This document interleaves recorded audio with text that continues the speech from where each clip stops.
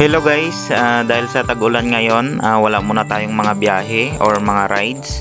Kaya puro food or pagluluto na lang yung ginagawa natin mga kabiyahero.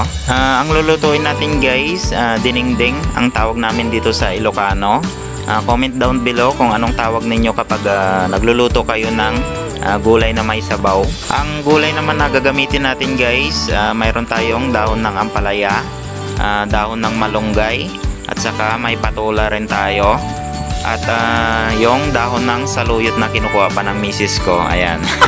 At syempre, yung pinaka the best dyan, sasahugan natin siya ng kabuting saging.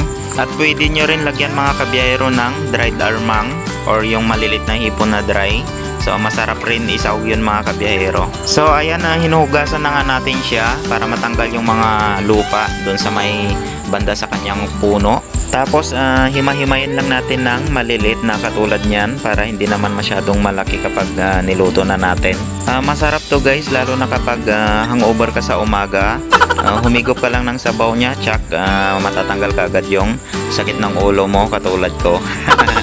So kailangan lang nating linising mabuti kasi minsan may mga insekto na pumapasok dyan sa ilalim ng payong ng kabute. Naka-ready na at nakababad na sa tubig yung ating dahon ng ampalaya at inaasikaso na rin ni Mrs. yung ating dahon ng malunggay. So ready to cook na yung ating kabute at saka yung ating dahon ng ampalaya.